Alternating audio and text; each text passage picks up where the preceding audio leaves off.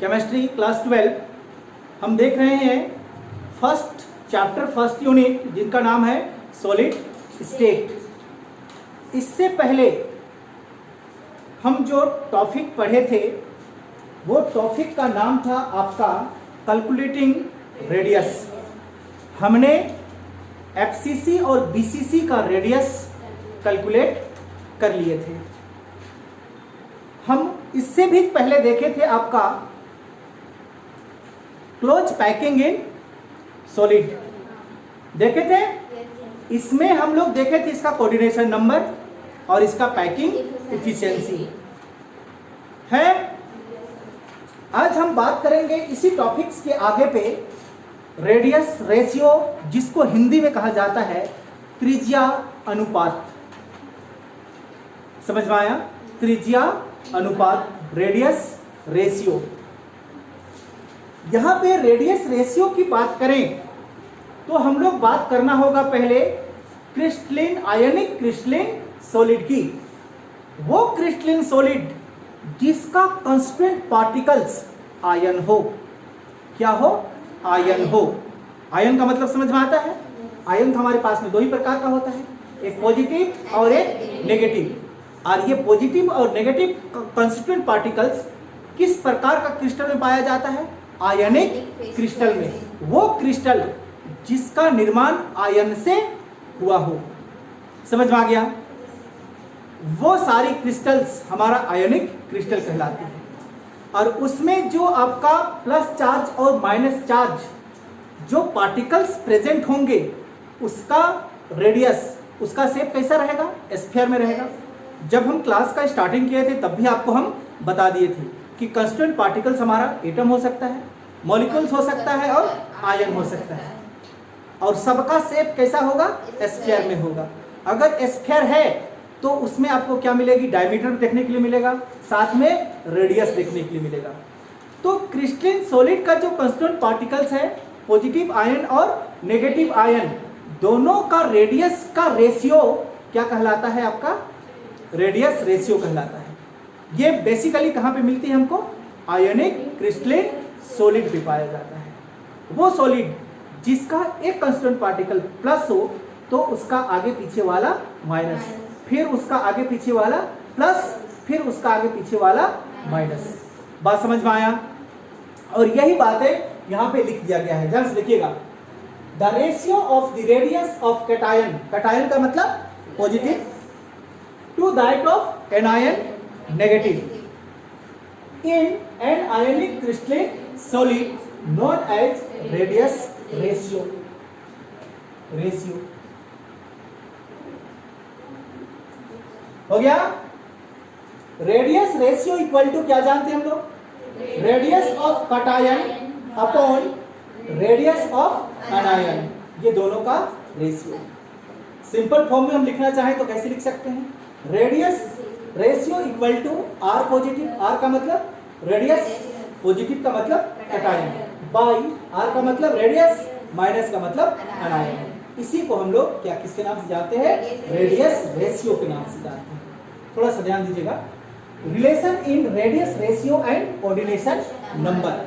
CN का पूरा नाम क्या हुआ? Coordination number. रेडियस रेशियो ये है, ये कोऑर्डिनेशन नंबर हो गया, ये क्रिस्टल स्ट्रक्चर हो गया और ये हो गया इसका एग्जांपल। अगर हमारे पास में रेडियस रेशियो कितना हो? लमसम 0.155, ये सब पिकोमीटर में है, याद रखेंगे। किसमें है? सब पिकोमीटर में।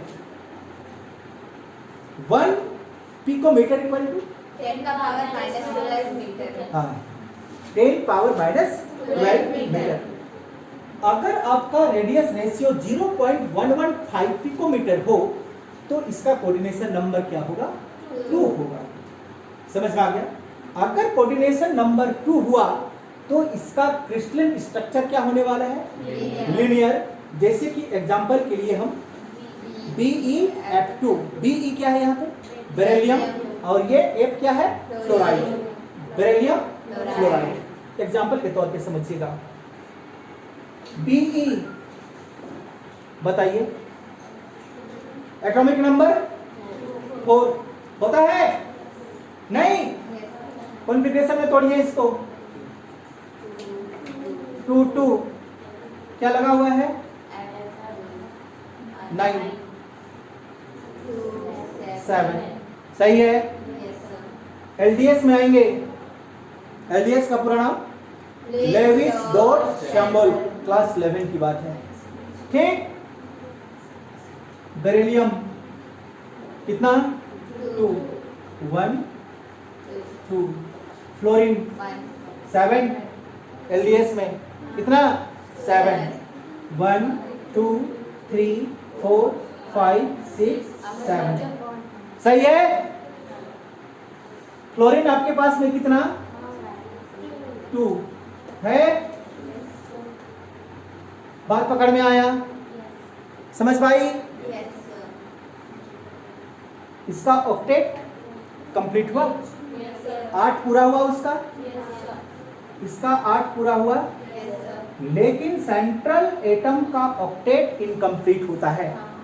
क्या होता है? इनकम्प्लीट होता है।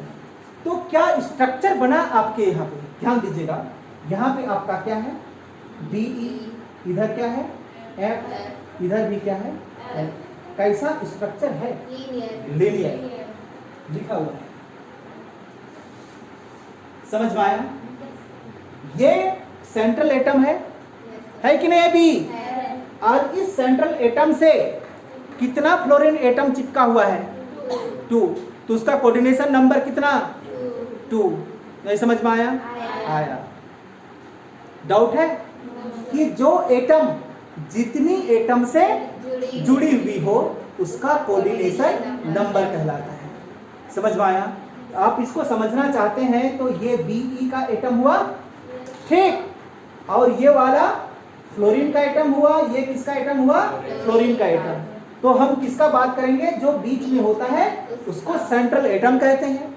तो ये सेंट्रल एटम कितनी एटम से जुड़ी हुई है? 2। इसीलिए इसका कोऑर्डिनेशन नंबर क्या हो गया? 2। बात पकड़ में आया? आगे बढ़िए, देखिए 0.155 टू 0.225।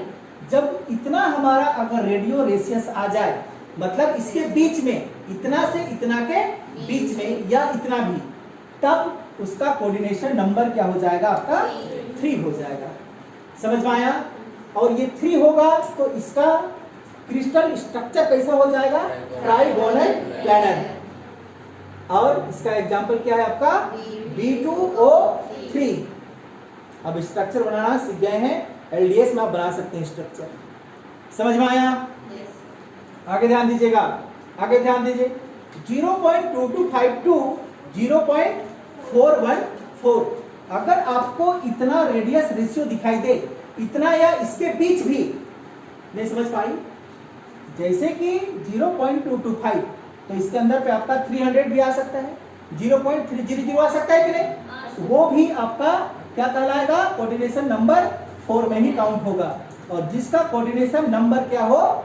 4 हो, वो क्या कहलाता है? टेट्राहेड्रल कहलाता है। जैसे कि ZnS जिंक सल्फाइड, फिर CuCl CuBr, ये इसका एग्जाम्पल है। ठीक, आगे ध्यान दीजिएगा। अगर रेडियस रेशियो 0.414 से 0.732 में आए तो इसका कोऑर्डिनेशन नंबर क्या हो जाता है? 6। और जिसका कोऑर्डिनेशन नंबर 6 होता है उसका स्ट्रक्चर क्या होता है? ऑक्टाहेड्रल होता है। और ऑक्टाहेड्रल हुआ तो उसका एग्जाम्पल क्या आने वाली है? NaCl, KBr, MgO। ये देख रहे हैं कितना हेड है इसका? 8 है कि नहीं है? बताते हैं। एग्जाम्पल आपने क्या लिया? ये वाला Na तो ये वाला Cl, ये Cl तो फिर Na, फिर ये Cl, फिर ये Na था तो ये Cl, फिर ये Na, फिर ये Na हुआ तो ये Cl, फिर ये Na। समझ पाई? कितना? 8 को ऑक्ट कहते हैं, ऑक्टाहेड्रल। क्लियर? ध्यान दीजिएगा, रेडियस रेशियो क्या हो 0.732 से 1 हो तो उसका कोऑर्डिनेशन नंबर क्या होता है 8। VCC body centre cubic unit cell, ठीक, जिसका 8 कोना में एक एटम्स और बीच में एक एटम, बीच वाला एटम को 8 एटम घेरे हुए रहते हैं, इसीलिए इसका कोऑर्डिनेशन नंबर क्या होता है 8 होता है। एग्जांपल में CSCl CSBr CSI, क्लियर, समझ पाई? ये कहलाती है आपका क्या रेडियस रेशियो।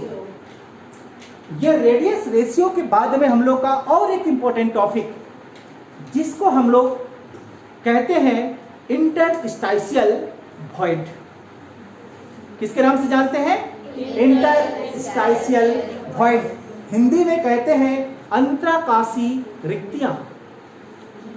अंतराकाशी रिक्तियां, जब कोई क्रिस्टलिन सॉलिड का निर्माण होता है, मेरा बात ध्यान से सुनेगी, जब किसी क्रिस्टलिन सॉलिड का निर्माण होता है तो उसके अंदर में कुछ खाली जगह बच जाती है, उस खाली बची हुई जगह को इंटरस्टाइशियल वॉइड कहा जाता है, अंतराकाशी रिक्तियां कहलाता है। यह क्रिस्टल का निर्माण हुआ है, क्रिस्टल का निर्माण इसके यहां पे दिखाई दे रहा है आप लोगों को, खाली जगह है, इधर से भी दिखाई दे रहा है ये खाली जगह है, इधर से भी देखिए ये खाली जगह है, यही खाली जगह क्या कहलाती है इंटरस्टाइशियल वॉइड कहलाती है। अंतराकाशी रिक्तियां यानी कि अंदर पे पाए जाने वाली खाली जगह, अंदर पे है खाली जगह, आपको हम देख पा रहे हैं इधर से खाली है, इसीलिए समझ पा रही है ना, डाउट तो नहीं है? चलिए फिलहाल इसको मिटा देते हैं।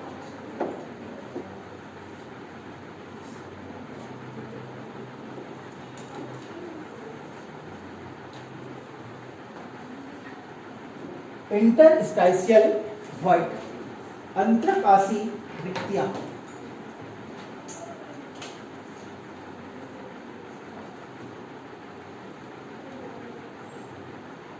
इसको कहे हम लोग इंटरस्टाइशियल वॉइड, जब कोई सॉलिड क्या होता है क्लोज पैकिंग कर लेता है। क्लोज पैकिंग का मतलब समझ में आता है ना, जैसे अभी हमने आपको दिखाया था वो क्या है क्लोज पैकिंग है। क्लोज पैकिंग के बाद उसके अंदर पे कुछ खाली जगह बच जाती है, उस खाली जगह को ही हम लोग क्या कहते हैं इंटरस्टाइशियल वॉइड कहा जाता है। तो लिख देंगे आफ्टर फॉर्म, आफ्टर वॉइड्स,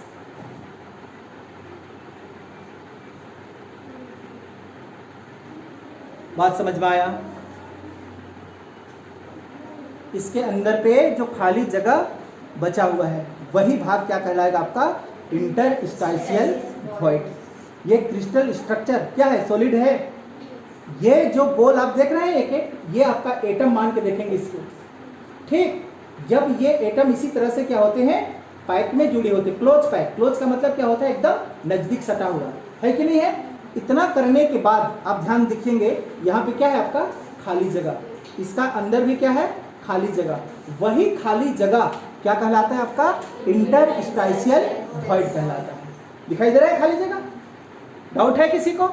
चलिए, बेसिकली इंटरस्टाइशियल वॉइड अंतराकाशी रिक्तियां हमारा दो प्रकार की होती है। कितना प्रकार की होती है? दो प्रकार की होती है। Interstitial voids are of two types. Interstitial voids कितना प्रकार की होती है? टू टाइप्स, दो प्रकार की होती है। हो गया? फर्स्ट को कहते हैं हम लोग टेट्राहेड्रल वॉइड्स। किसके नाम से जानते हैं? Tetrahedral voids. और दूसरा को जानते हैं ऑक्टाहेड्रल वॉइड्स। ऑक्टाहेड्रल वॉइड्स, ठीक, समझिएगा पॉइंट इधर।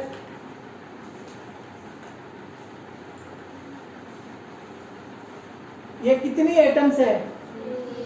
3 एटम है, इसी तरह से जुड़ी हुए हैं। इस 3 एटम में ये एक एटम दिखाई दे रहा है आपको, इस एक एटम को हम यहां पे रख दिए, रखे, दिखाई दिया आपको। जब इस तरह से हम इसको रखे तो यहां पे देख रहे हैं आप, दिखाई देता है आपको? क्या कुछ खाली जगह है? नहीं है, दिखाई दे रहा है आप लोगों को? यहां पे देखिएगा खाली जगह है, पता नहीं आप लोगों को दिखाई दे रहा है कि नहीं है? यही खाली जगह किसके नाम से जाना जाता है? टेट्राहेड्रल वॉइड्स के नाम से जाना जाता है। बात पकड़ में आया? डाउट है? और एक एग्जांपल यहाँ पे समझाते हैं। ऑक्टाहेड्रल, ये दिखाई दिया आपको? इसका ऊपर में ये 3 बॉल दिखाई दे रहा है, ये 3 बॉल को हम आउट रख दिए। क्या स्ट्रक्चर बना? बना? तो यहाँ पे खाली जगह है, कहाँ कहाँ पर खाली जगह है? जहां पे 3 बॉल ऊपर और 3 बॉल नीचे, बीच वाला बॉल जहां पर टच है वहां पे आपको क्या दिखाई देगा? खाली जगह। और ये खाली जगह आपका क्या कहलाता है? ऑक्टाहेड्रल वॉइड्स कहलाएगा। और ये वाला क्या कहलाएगा? इतना सा टेट्राहेड्रल वॉइड्स कहलाएगा। दिखाई दे रहा है? खाली जगह, यही खाली जगह, समझ पाई? तो जो चीज यहां पे बोले हैं उसी चीज को लिख देना है। क्या बोले हैं? टेट्राहेड्रल वॉइड्स के बारे में क्या बोले हैं? जल्दी बताइए। आप लिख लेंगे, हम यहां पे नहीं लिखते हैं, ठीक? हम बोलते रहे, आप लिख लीजिएगा, ठीक? लिख लीजिएगा। A tetrahedral voids form, a tetrahedral voids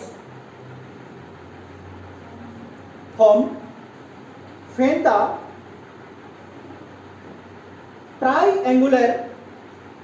triangular का क्या मतलब? त्रिभुज है? ये ट्राइंगुलर है? नहीं है? है। Triangular voids made by 3 sphere. कितना स्फीयर से बना है? 3 स्फीयर। इसमें कितना स्फीयर? 3 स्फीयर से बना है। 3 sphere of a particular layer. इसको हम लेयर में सजाए हैं, ध्यान से देखिए, लेयर पे है ये particular layer, and touching each other. एक दूसरे से ये क्या किया हुआ है? टच है, देखिए, touching each other, and contact with 1 sphere. किसके कांटेक्ट में आएगा? 1 स्फीयर। ये आपका 1 स्फीयर है, आया 1 स्फीयर के कांटेक्ट में? समझ पा रही है? 1 स्फीयर। 10 THUS ना, 10 टेट्राहेड्रल वॉइड्स इज फॉर्म। कितना स्फीयर से बना? कितना से बना? 3 से बना या 4 से बना? 4 से बना। 10 tetrahedral voids is form when 4 sphere placed at the corner of a tetrahedron.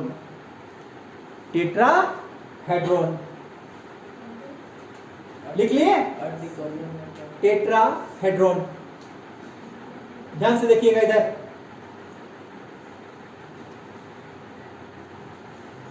ये आपका एक स्फीयर है, ये आपका दूसरा स्फीयर। छोटा बड़ा बनेगा यहाँ पे, इक्वल साइज तो बनेगा नहीं।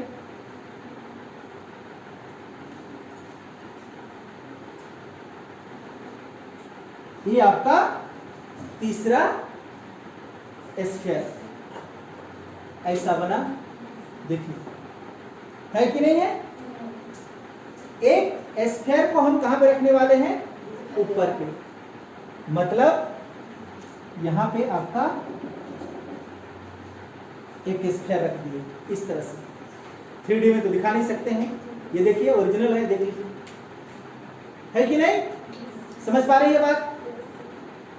अब यहां पे जो बचा, यहां पे कुछ भाग बचा ना, खाली जगह देख रहे हैं आप, ये खाली जगह, यही खाली जगह किसके नाम से जाना जाता है, टेट्राहेड्रल वॉइड्स के नाम से जाना जाता है।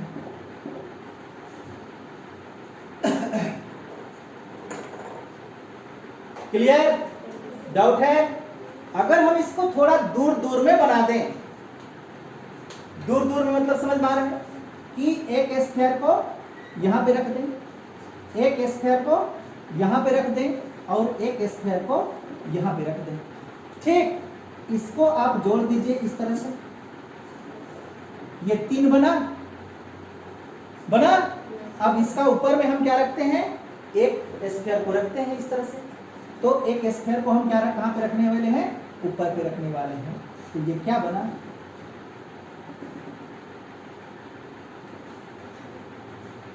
पिरामिड बन गया। नहीं बना पिरामिड, ध्यान से देखिए, है pyramid.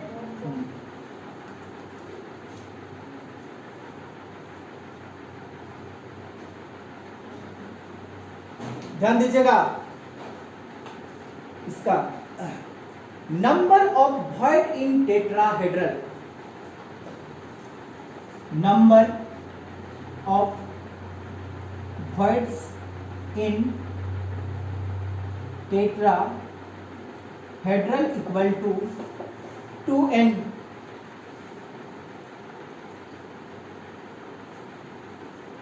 Number of voids in tetrahedral equal to 2n। यहां पे n क्या है, नंबर ऑफ स्फीयर। समझाते हैं, बारीकी से बात को पकड़ना। जब आप टेट्राहेड्रल बनाते हैं इस तरह से, ठीक, तो इसके अंदर पे जो आपको इंटरस्टाइशियल वॉइड मिलता है, वो जगह, इतना जगह होता है कि उसमें आपका 2 स्फीयर घुस जाएगा। ये बोला, ये नहीं समझ में आया। इसमें इतना जगह खाली रह जाता है कि इसके बराबर 2 एटम्स इसके अंदर पे घुस जाए, उतना जगह खाली होता है। किसमें, टेट्राहेड्रल वॉइड्स में। इसीलिए लिखा हुआ है number of voids in tetrahedral equal to 2n। n क्या है आपका, नंबर ऑफ स्फीयर। 2 स्फीयर के बराबर में इसका अंदर पे क्या रहता है, खाली जगह होती है। क्लियर, डाउट है। इसका रेडियस रेशियो यहां पर लिख देते हैं हम, किसका, रेडियस रेशियो किसका, टेट्राहेड्रल वॉइड्स का। लिख लीजिए, क्या लिखेंगे, radius ratio equal to R voids by R sphere. R का मतलब क्या, radius of voids by radius of sphere. Voids का मतलब समझ में आया कि अंदर में जितनी जगह खाली है उतना, इक्वल टू 0.225। याद आया कुछ, अभी पढ़ी थी, क्या नाम है इसका? टेट्राहेड्रल। पलटिए पीछे, रेडियस रेशियो में, रेडियस रेशियो टेट्राहेड्रल कितना? 0.225। बात समझ में आया? याद रखेंगे। क्लियर? बात अब किसका करेंगे हम लोग? ऑक्टाहेड्रल की।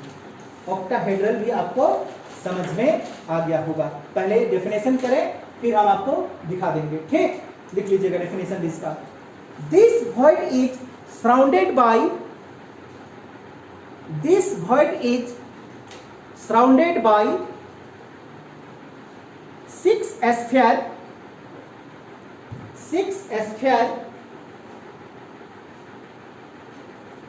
and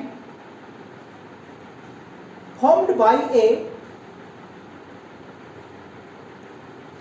combination of two triangular voids,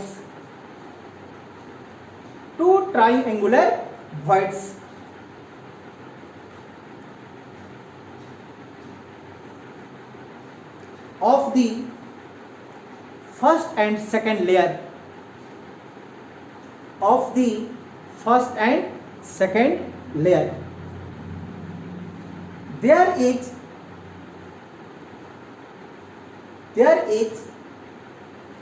one octahedral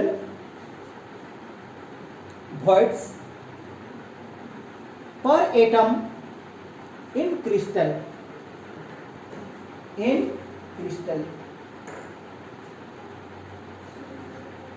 शुरू से और बोले, this void is surrounded by 6 sphere and formed by a combination of two triangular voids of the first and second layer. There is one octahedral voids per atom in crystal. क्या कहा ये कि इस प्रकार का void 6 स्फीयर से घिरी हुई होती है। ठीक, यही बोला है। और आगे क्या बोला है? formed by a combination of two triangular, दो ट्राइंगुलर का कॉम्बिनेशन। ये एक ट्राइंगुलर है, ध्यान से समझिएगा। ये भी क्या है? एक ट्राइंगुलर है। तो दोनों को अगर हम कंबाइन करा दें तो कितना? 6। यही लिखा हुआ है। आगे ध्यान से देखिएगा। And second layer, there is one octahedral voids per atom in crystal. ध्यान से समझिए, ये एक ट्राइंगुलर, ये भी एक ट्राइंगुलर। इसको आपने यहाँ पे रखा इस तरह से। इसका बीच में खाली जगह दिखाई दे रहा है आप लोगों को? यहाँ बीच में ध्यान से देखिएगा, दिखाई दिया? नहीं दिखाई दे रहा है? वही खाली जगह क्या कहलाता है? ऑक्टाहेड्रल voids कहलाता है। बात समझ में आ गया होगा। ठीक, चलिए फिगर में आपको समझाने का कोशिश करते हैं।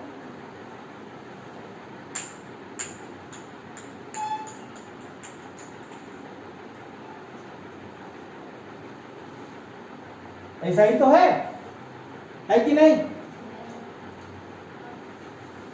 और नीचे वही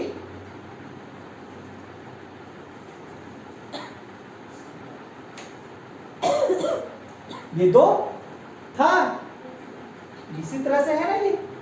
ये नीचे वाला, ये ऊपर वाला, दोनों को इस तरह से हम क्या करेंगे? यहाँ पे रखेंगे ना। तो बीच में खाली जगह दिखाई दे रहा है आपको? कौन वाला खाली जगह? ये वाला खाली जगह। यही तो है खाली जगह, समझ पा रही है? ये खाली जगह क्या कहलाएगा आपका? ऑक्टाहेड्रल voids कहलाएगी। नहीं समझ में आया? आया? Octahedral voids। ये दोनों को आप क्या करेंगे? सटाएंगे ना, तो बीच में क्या बच जाएगा? खाली जगह, स्पेस। वही कहलाता है आपका ऑक्टाहेड्रल voids। और यहाँ पे इतना खाली जगह बचता है कि एक स्फीयर के बराबर। यहाँ पे कितना खाली जगह बच रहा था? 2 स्फीयर के बराबर। जबकि इसमें कितना खाली जगह बचता है? 1 स्फीयर के बराबर। तो क्या लिखे हम? Number of voids equal to 1n। समझ पाई? इसका radius ratio, radius equal to क्या जानती है? आर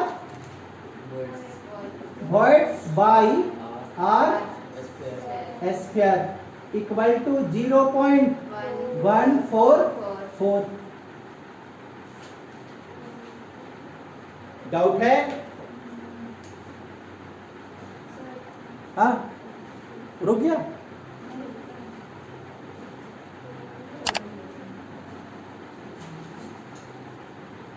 चलिए, क्लियर हो गया? टेट्राहेड्रल और ऑक्टाहेड्रल। अब हम लोग चलेंगे आपका डिफेक्ट इन सॉलिड की ओर। डिफेक्ट इन सॉलिड कि आपके पास में कोई सॉलिड है तो उस सॉलिड के अंदर पे कितनी प्रकार की डिफेक्ट पाया जाता है। समझ में आया?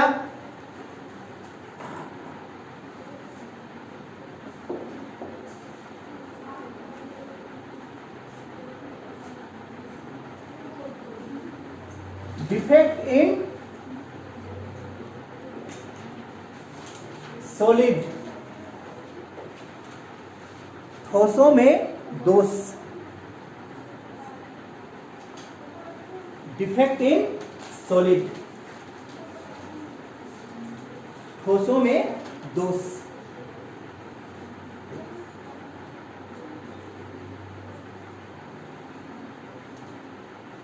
याद रखिएगा, डिफेक्ट इन सॉलिड बेसिकली 3 प्रकार की होती है। कितनी प्रकार की होती है? 3 प्रकार की होती है। ध्यान से समझिएगा, डिफेक्ट इन सॉलिड 3 प्रकार का होता है। फर्स्ट को हम लोग जानते हैं पॉइंट डिफेक्ट के नाम से। किसके नाम से जाना जाता है? Point defect. दूसरा को जाना जाता है लाइन डिफेक्ट के नाम से, और तीसरा को जाना जाता है प्लेन डिफेक्ट के नाम से। ये 3 प्रकार की क्या होती है? डिफेक्ट होती है सॉलिड पे। वो भी नहीं समझ में आएगा, बाद में समझेगी उसको। हो गया? क्लास 12 की बात करें हम तो क्लास 12 में केवल आपको पॉइंट डिफेक्ट पढ़ना है।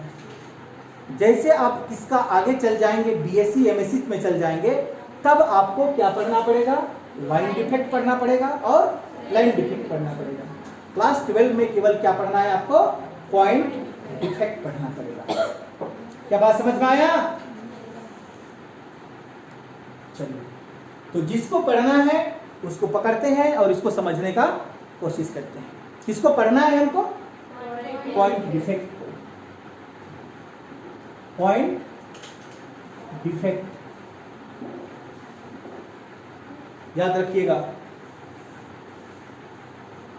ये पॉइंट डिफेक्ट आगे चल के फिर से 3 भाग में टूट जाती है। समझ में आ गया? ये पॉइंट डिफेक्ट आगे जाके कितनी भागों में टूटती है? 3 भागों में। पहला को हम लोग क्या कहते हैं? स्टियोमेट्रिक डिफेक्ट।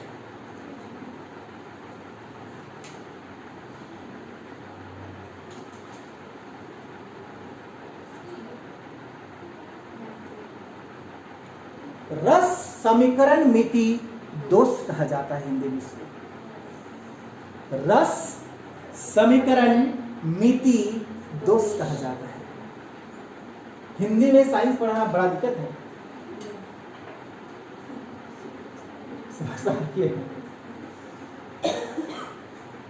ठीक। दूसरा नंबर, इसी पॉइंट डिफेक्ट का दूसरा नंबर को हम जानते हैं नॉन स्टियोमेट्रिक डिफेक्ट के नाम से। इसका हिंदी बोलिए तो अरस समीकरण मिति दोष। वो रस समीकरण मिति दोष, ये अरस समीकरण मिति दोष। क्यों? यहां पे नन लगा हुआ है, ठीक। और तीसरा जो पॉइंट आता है ये होता है आपका इम्प्योरिटी डिफेक्ट, अशुद्धि दोष। और यही इम्प्योरिटी डिफेक्ट हम लोग की लाइफ में क्रांति ला दिया। समझ में आ गया? जो आज हम इतना सारी फिजिकल सुख सुविधा से लेस हुए ना, इसका देन है इम्प्योरिटी डिफेक्ट की देन है। हम आगे चल के आपको एक्सप्लेन करने वाले हैं, ठीक। समझिएगा पॉइंट, एक एक करके हम यहां पे करते हैं। स्टियोमेट्रिक डिफेक्ट रस समीकरण मिति दोष दो तरह से होता है। कितना होता है? दो प्रकार का होता है।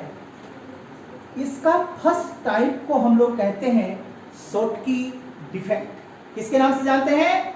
Schottky defect. ये वाई है क्या कि केवल डबल टी वाई है? डबल टी के वाई। हाँ, शॉर्टकी डिफेक्ट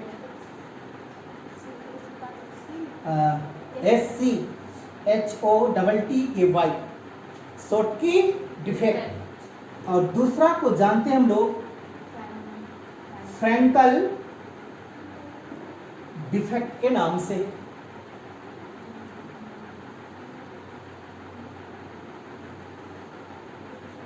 इसको जानने से पहले आप यहां पे लिख दीजिएगा 110%, वेरी वेरी इंपॉर्टेंट।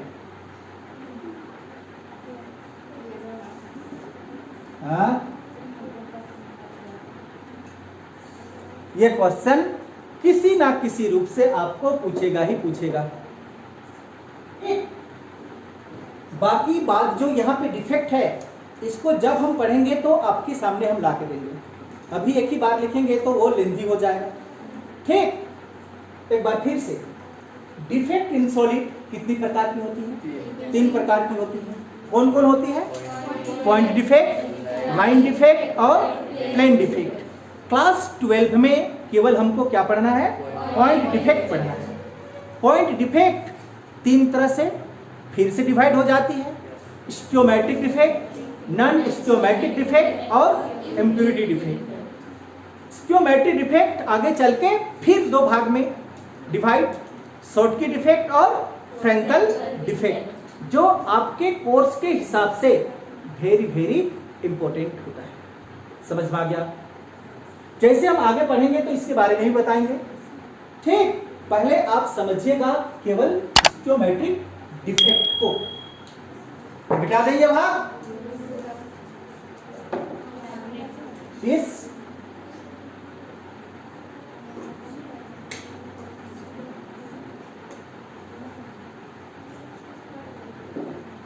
स्टियोमेट्रिक डिफेक्ट, रस समीकरण मिति दोष।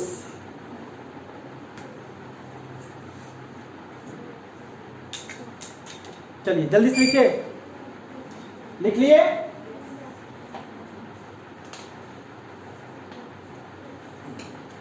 इसका डेफिनेशन पहले आप समझिएगा। किसका? रस समीकरण मिति दोष का, मतलब डिफेक्ट का क्या डेफिनेशन कहता है उसको लिखिएगा। डेफिनेशन, हम डेफिनेशन नहीं लिख रहे हैं, ठीक। लिखिएगा, द कंपाउंड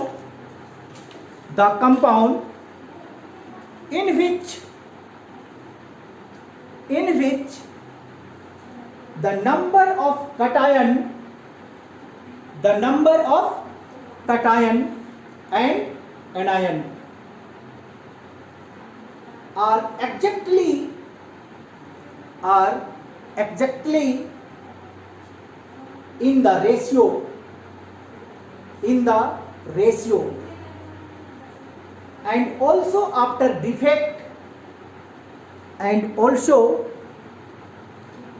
defect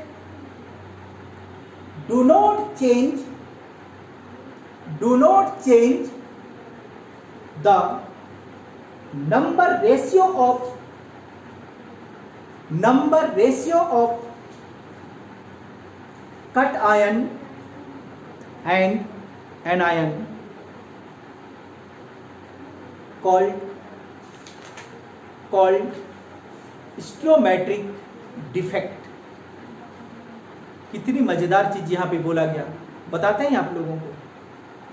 समझिए मेरा बात, किसी कंपाउंड का निर्माण हुआ है और वो कंपाउंड का निर्माण किससे हुआ है? पॉजिटिव और नेगेटिव आयन से मिलकर हुआ है। ठीक, पॉजिटिव और नेगेटिव आयन के मिलने से किसका निर्माण हुआ? एक कंपाउंड का निर्माण हुआ, सॉलिड का निर्माण हुआ। तो उस समय दोनों का रेशियो, किसका किसका रेशियो? कटायन और एनायन का रेशियो एग्जैक्टली क्या था? सेम था। लेकिन उसमें दोष उत्पन्न होने के बाद, एक बार फिर से, उसमें दोष उत्पन्न होने के बाद भी दोनों का रेशियो नहीं बदलता है, दोनों का रेशियो क्या होता है? सेम होता है। क्या कहलाती है? स्टोइचोमेट्रिक डिफेक्ट कहलाती है। एग्जाम्पल के तौर पे समझते हैं, ठीक है।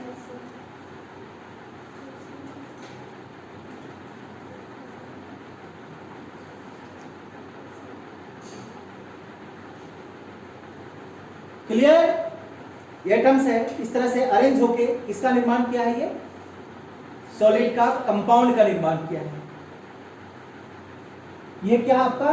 प्लस, तो ये वाला माइनस, ये क्या? प्लस माइनस प्लस माइनस, ये प्लस तो ये वाला माइनस, ये प्लस, ये माइनस, ये प्लस, ये माइनस, ये प्लस। सही है? Number of cation equal to 6। Example के तौर पे हम देख रहे हैं इसको, ठीक। Number of anion equal to 6। क्या बोला है? दोनों का रेशियो क्या होगा? एग्जैक्टली सेम होगा। तो रेशियो किसका किसका? पॉजिटिव और नेगेटिव, 6/6 यानी कि 1/1। क्या रेशियो मिला? 1:1, एग्जैक्टली सेम है। अब इसमें क्या हो जाए? दोष उत्पन्न हो जाए। अभी क्या ये दोष है? इसमें है दोष? नहीं है। ये हट्ठा खट्टा नौजवान है, अभी किसी प्रकार का इसमें दोष नहीं है। समझ में आ गया? अब इसमें क्या उत्पन्न हो जाए? दोष उत्पन्न हो जाए। दोष उत्पन्न कब होगा? जब आपका ये प्लस अपना स्थान से गायब हो जाए। ठीक, अगर एक प्लस अपने स्थान से गायब हो जाए तो एक नेगेटिव को भी अपने स्थान से गायब होना पड़ेगा। अब इसमें दोष उत्पन्न हुआ, दो जगह घाव लग गया। दोष हुआ कि नहीं हुआ? लेकिन इसका रेशियो क्या बदला? नहीं बदला? नहीं बदला। क्यों नहीं बदला? उसको ध्यान से देखिएगा। ये आफ्टर डिफेक्ट, अभी डिफेक्ट उत्पन्न हुआ ना यहाँ पे। तो यहाँ पे नंबर ऑफ केटायन बोलिए 5, नंबर ऑफ एनायन बोलिए 5, रेशियो बोलिए 5/5, 1 रेशियो। क्या रेशियो बदला? बदला। दोष उत्पन्न नहीं था तब भी इसका रेशियो वही था, दोष उत्पन्न होने के बाद भी इसका रेशियो वही। इस प्रकार का दोष को क्या कहते हैं? रस समीकरण मिति दोष कहा जाता है, स्टोइचोमेट्रिक डिफेक्ट कहा जाता है। बात समझ में आया? ये कितने प्रकार की होती है? 2 प्रकार की होती है। कौन कौन होती है? शॉर्टकी डिफेक्ट और फ्रैंकल डिफेक्ट। समझ पा रही है सुंदरी? लिख तो पाएगी? स्टोमेट्रिक डिफेक्ट किसको कहते हैं, समझ पा रही? कि दोष उत्पन्न होने से पहले भी उसका रेशियो, किसके किसके बीच का रेशियो, कटायन और एनायन का रेशियो एग्जैक्टली दोष उत्पन्न होने के पहले और बाद दोनों में क्या है, एग्जैक्टली सेम। समझ में आ गया? इस प्रकार का डिफेक्ट को हम लोग क्या कहते हैं, स्टोमेट्रिक डिफेक्ट कहा जाता है।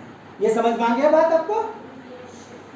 अब इसी के अंदर पे हम पढ़ने वाले हैं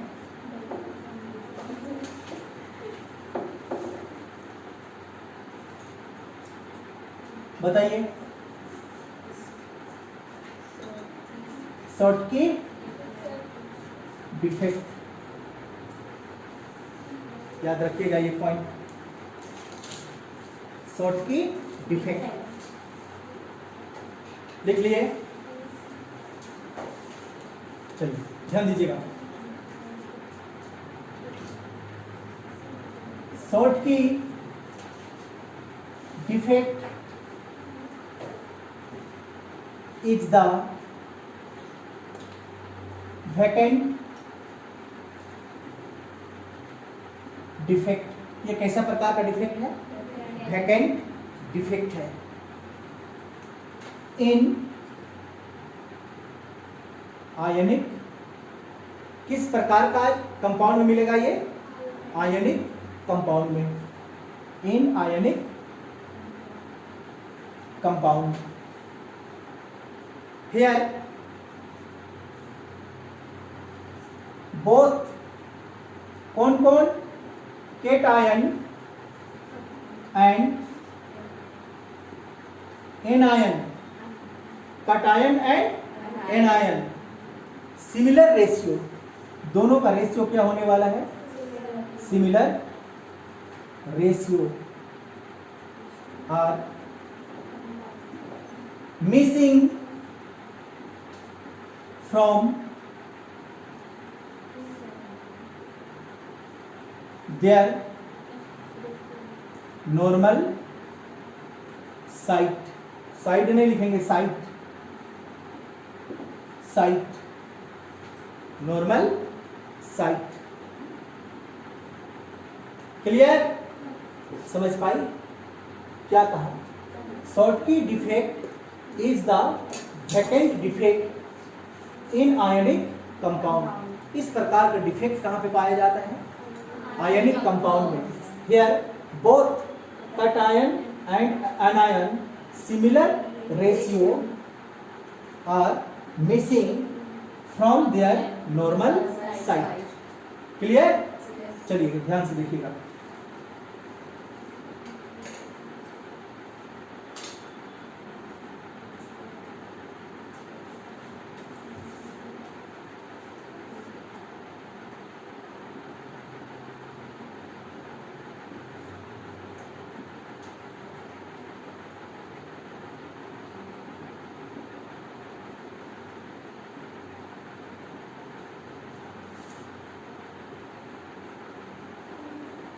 ध्यान दीजिएगा, ए प्लस बी माइनस, फिर क्या आने वाला है, ए प्लस बी माइनस, यहाँ पे B minus, A plus B minus, A plus B minus, A plus B minus. Clear? Doubt है? ये जो क्रिस्टल अभी बना हुआ है, कंपाउंड बना हुआ है, इस कंपाउंड में किसी प्रकार का कोई दोष नहीं है। समझ में आ गया? किसी प्रकार का कोई दोष नहीं है, क्योंकि जितनी भी आपका कटायन और एनायन है वो अपना नॉर्मल साइड पे प्रेजेंट है कि नहीं है? अब ये शॉर्टकी डिफेक्ट क्या कहा कि यहां से एक क्या मिस हो जाए, कट आयन मिस हो जाए, तो साथ में एक किसको मिस करना पड़ेगा, आयन को मिस करना पड़ेगा। आप कहीं से भी मिस करा सकते हैं, ठीक? तो ये भाग और ये वाला क्या कहलाया आपका, शॉर्टकी डिफेक्ट कहलाया।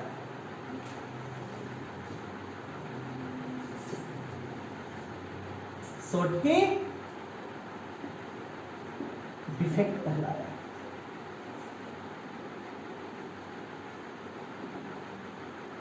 बात समझ में आया? इसको क्या कहते हैं? सोटकी डिफेक्ट। समझ पा रही है? अगर यहां से 2 को गायब करेंगे तो 2 कैटायन को, तो 2 अनायन को भी गायब करना होगा। लिखा हुआ है सिमिलर रेशियो कि आप 2 को गायब कर दिए, प्लस को, और 1 को माइनस को, ऐसा इसमें दोष उत्पन्न नहीं होता है। समझ में आ गया? अब थोड़ी सी इसका टर्मिनोलॉजी की बात करेंगे। ध्यान से समझिएगा इसका टर्मिनोलॉजी को। इस केस पे कोऑर्डिनेशन नंबर क्या होगा? हाई होगा या लो होगा?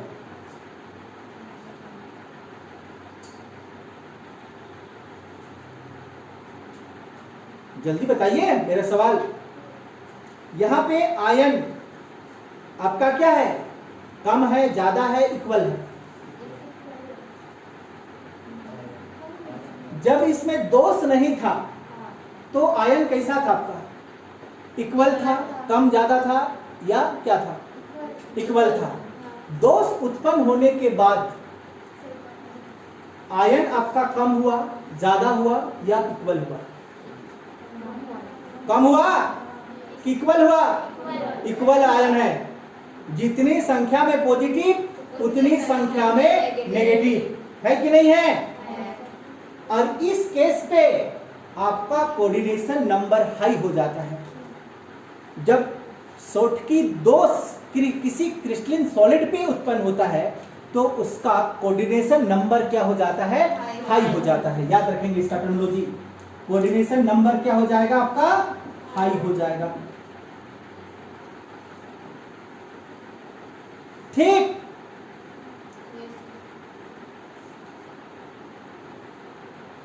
डेंसिटी क्या हो जाएगा? लगाइए दिमाग। डेंसिटी घट जाएगा, बढ़ जाएगा, या चेंज नहीं होगा? जल्दी बोलिए। यहां से 2 जगह क्या हो गया? खाली हो गया। खाली हुआ ना दोष उत्पन्न होने के बाद में? तो इसका डेंसिटी पहले से घटा या बढ़ा? घट गया। घटा ना डेंसिटी? ये जगह क्या हो गया? खाली हो गया। वो जगह खाली हुआ तो डेंसिटी क्या हुआ? घट गया। यानी कि डेंसिटी क्या हो जाएगा इस केस में? लेस हो जाएगा, कम हो जाएगा। याद रखेंगे आप।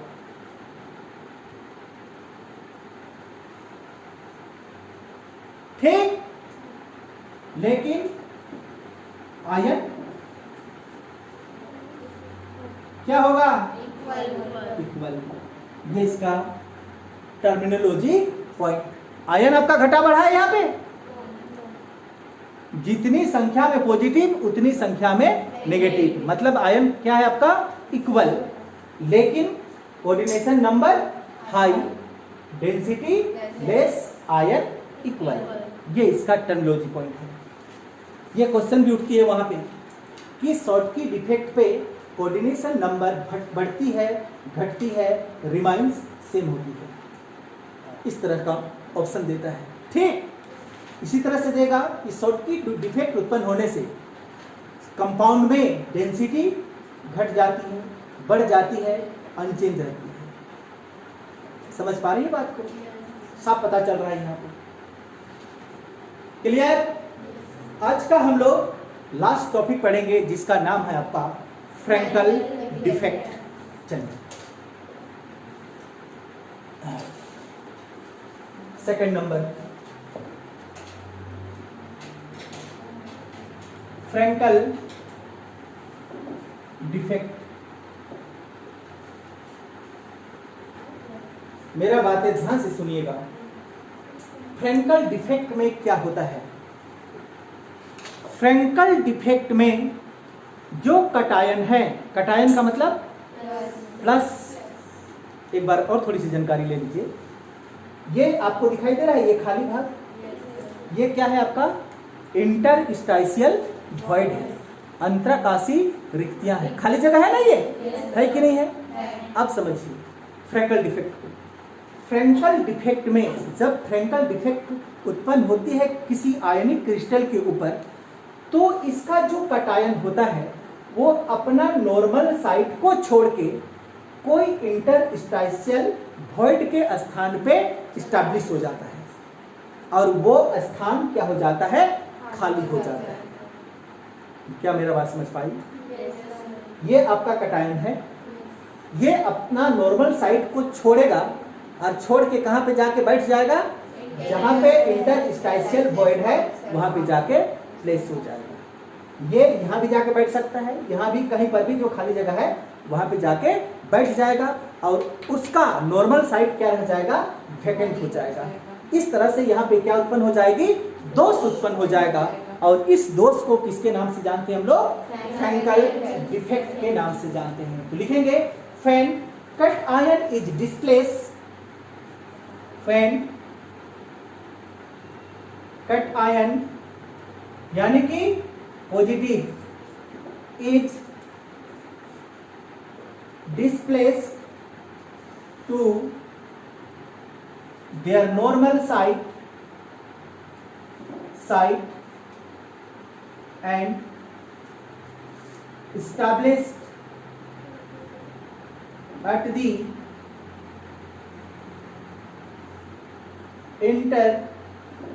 interstitial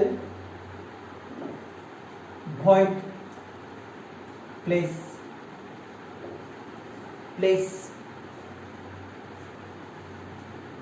called Frankel defect, called Frankel defect। बात समझ में आया? चलिए फिगर में ये क्लियर हो जाएगा, ध्यान दीजिएगा।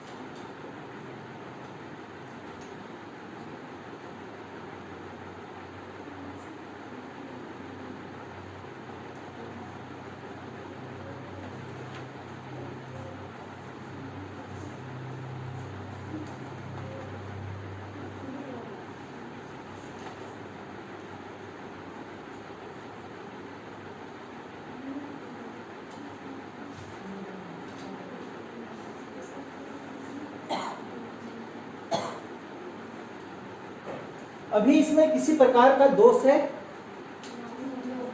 सब अपना अपना नॉर्मल साइड पे प्रेजेंट है, कटायन और अनायन। डेफिनेशन क्या कहा? When cation is displaced to their normal side and establish at the interstitial void place. यहां से कोई एक कटायन क्या हो जाए? डिस्प्लेस हो जाए। चलिए कटायन है, आप किसी को भी ले सकते हैं, लेकिन वो क्या होना चाहिए? कटायन होना चाहिए, प्लस होना चाहिए। चलिए हम इसको लेते हैं, ये कटायन अपना नॉर्मल साइड से क्या हो गया? डिस्प्लेस हो गया, और जाके कहां पे बैठ गया?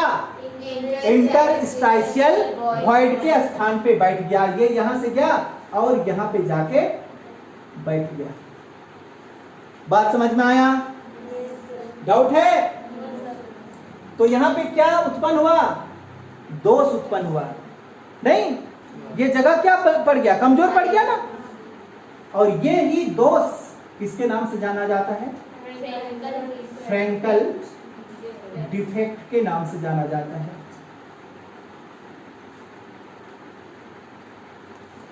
ये दोष कब उत्पन्न होता है? लिख लीजिएगा आप एक लाइन, कब ये दोष उत्पन्न होता है? Positive is small and negative is big. समझ में आ गया? ये दोष कब उत्पन्न होता है? जब इसका आयन क्या हो जाए, डिसिमिलर हो जाए। डिसिमिलर हो जाए का क्या मतलब? आपका यहाँ जो आयन है कौन, ए पॉजिटिव, ये क्या हो जाए, स्मॉल हो जाए, और बी नेगेटिव क्या हो जाए, बिग हो जाए, बड़ा हो जाए। इस केस में ये दोष उत्पन्न हो जाता है। समझ में आ गया? जरूरी तो नहीं है ना कि आयन आपका प्लस और माइनस क्या हो, इक्वल हो, छोटा बड़ा हो सकता है। तो जैसे ही ये इस तरह का सिचुएशन बना कि प्लस आपका छोटा हो जाए और माइनस बड़ा हो जाए, तो प्लस अपना नॉर्मल साइड को छोड़ के जो खाली जगह होती है वहां पे जाके बैठ जाता है। समझ में आया? इस केस पे आपका कोऑर्डिनेशन नंबर लेस हो जाएगा। क्या हो जाएगा? कोऑर्डिनेशन नंबर लेस हो जाएगा। टर्मिनोलॉजी समझिए, इस केस में कोऑर्डिनेशन नंबर क्या हो जाएगा, लेस हो जाएगा। कोऑर्डिनेशन नंबर लेस हो गया। और डेंसिटी,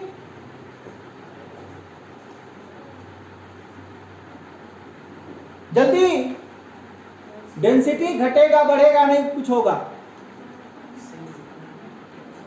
डेंसिटी क्या होगा, बढ़ेगा घटेगा, क्या होगा, नोट चेंज। हाँ, क्या ये बाहर निकला थोड़े है, ये उसी के अंदर पे है। और यहां पे क्या, ये सब तो यहां से गायब हो गया था, तभी इसका डेंसिटी क्या हुआ था, घट गया था। क्या ये कटायन इस साइड से, मतलब इस क्रिस्टल से बाहर निकला है? नहीं निकला है, तो उसका डेंसिटी कैसे घटेगा? डेंसिटी क्या होगा, नोट चेंज, नोट चेंज।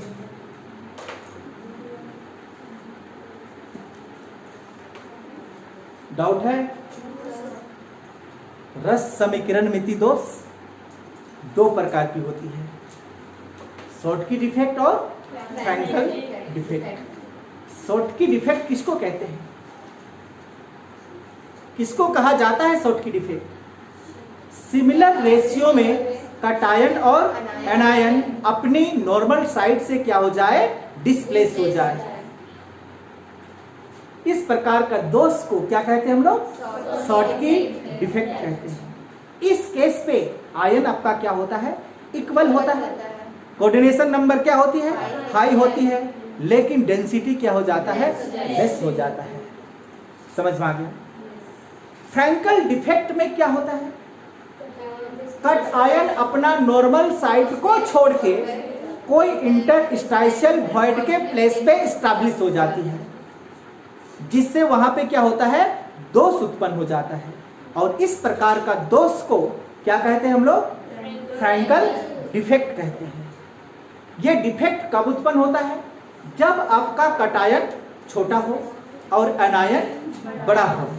इस केस में कोऑर्डिनेशन नंबर घट जाती है, जबकि डेंसिटी में कोई भी फर्क नहीं पड़ता है। क्या कहलाती है, फ्रैंकल डिफेक्ट कहलाती है। लिख पाएंगे एग्जाम्पल में? ये फोटो को याद करना, ये बनल है ना, उसको यही सारा चीज कह जाएगा। बात समझ में आ गया? पूछता है ये क्वेश्चन बड़ी जो 100% हम बोले ना, ये क्वेश्चन पूछेगा ही पूछेगा। डाउट है किसी को पूछना? तो ये था हमारा केमिस्ट्री का स्टोमेटिक डिफेक्ट, जो दो प्रकार की होती है, शॉर्टकी डिफेक्ट और फ्रैंकल डिफेक्ट। क्लियर? तो चलिए केमिस्ट्री का ये पार्ट भी आज के लिए हम यहीं पे क्या करते हैं, समाप्त करते हैं। आप घर में जाके जरूर एक एक बार क्या करेंगे, रिवीजन करेंगे। और साइंस रेगुलरिटी खोजती है, हम बार बार एक चीज बोल रहे हैं, अपसेट कीजिएगा, साइंस को आप पकड़ नहीं पाएंगे। ठीक, तो चलिए आज के लिए यहीं तक।